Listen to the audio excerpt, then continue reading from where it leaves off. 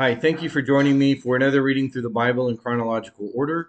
We're in Psalm 3 and 4, 12 and 13, 28 and 55 today.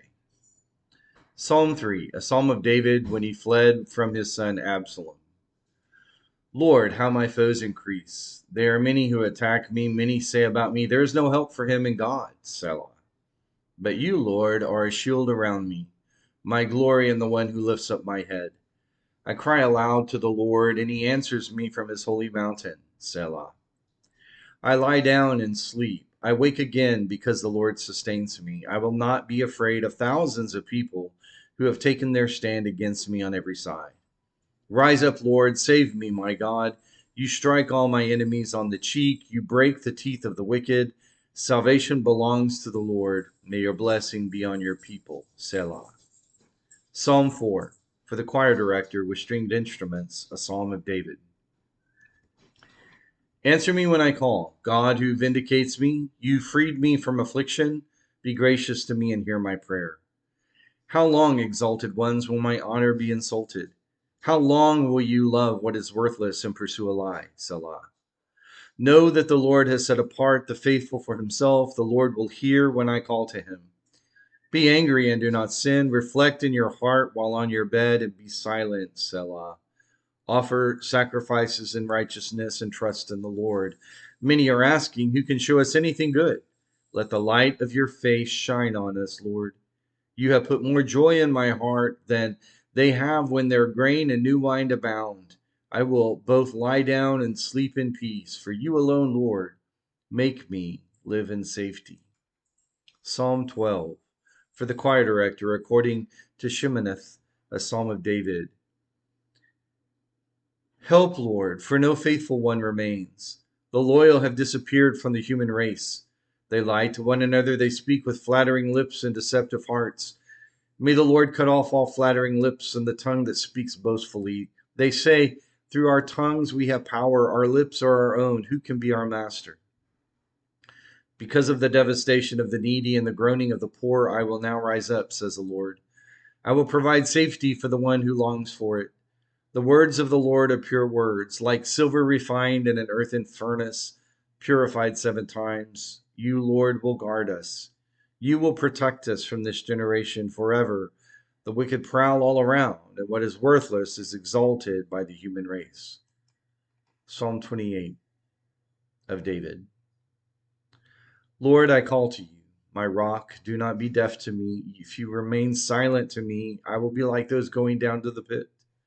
Listen to the sound of my pleading when I cry to you for help, when I lift up my hands toward your holy sanctuary. Do not drag me away with the wicked, with the evildoers, who speak in friendly ways with their neighbors while malice is in their hearts. Repay them according to what they have done, according to the evil of their deeds. Repay them according to the work of their hands. Give them back what they deserve. Because they do not consider what the Lord has done, or the work of his hands, he will tear them down and not rebuild them. Blessed be the Lord, for he has heard the sound of my pleading. The Lord is my strength and my shield. My heart trusts in him, and I am helped. And therefore my heart celebrates, and I give thanks to him with my song. The Lord is the strength of his people. He is a stronghold of salvation for his anointed. Save your people, bless your possession, shepherd them, and carry them forever. Psalm 55, for the choir director with stringed instruments, a maskil of David. God, listen to my prayer and do not hide from my plea for help.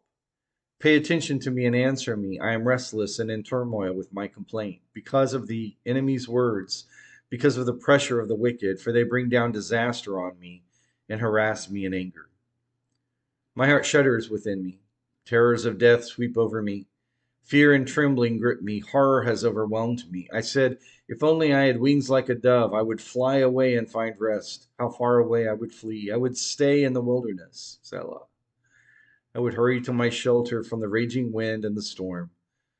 Lord, confuse and confound their speech, for I see violence and strife in the city, a day and night that makes the rounds on its walls. Crime and trouble are within it. Destruction is inside it. Oppression and deceit never leave its marketplace. Now it is not an enemy who insults me, otherwise I would bear it. It is not a foe who rises up against me, otherwise I would hide from him. But it is you, O man, who is my peer, my companion and good friend. We used to have close fellowship. We walked with the crowd into the house of God. Let death take them by surprise. Let them go down to Sheol alive, because evil is in their homes and within them. But I call to God, and the Lord will save me. I complain and groan morning, noon, and night, and he hears me. Though many are against me, he will redeem me from my battle unharmed. God, the one enthroned from long ago, will hear and humiliate them, Salah, because they do not charge or change and do not fear God. My friend acts violently against those at peace with him. He violates his covenant. His buttery words are smooth, but war is in his heart. His words are softer than oil, but they are drawn swords. Cast your burden on the Lord, and he will sustain you. He will never allow the righteous to be shaken. God, you will bring them down to the pit of destruction. Men of bloodshed and treachery will not live out half their days, but I will trust in you. This collection of Psalms, taken likely characterized, at least in the time of David, during the very awful time of Absalom's rebellion, makes sense with these Psalms and the petitions in David's heart. What's extraordinary is, of course, is this is his son, and the people involved in the wickedness, his son's peers, that he calls wicked in the Psalms. But David makes it clear that God will be his deliverer. It is the one that he is the one that David will trust. It's interesting, the last thing he says at the end of Psalm number 12, the wicked prowl all around, and what is worthless is exalted by the human race. Indicative of when evil captures the hearts of men, we exalt the things that are base and worthless. So, with that exhortation, when David saw his throne in jeopardy by the taking over by his son, he still trusted God. So, when we see things where the human race exalts what is worthless, let's just keep trusting in the Lord. Join me tomorrow for another reading through the Bible in chronological order.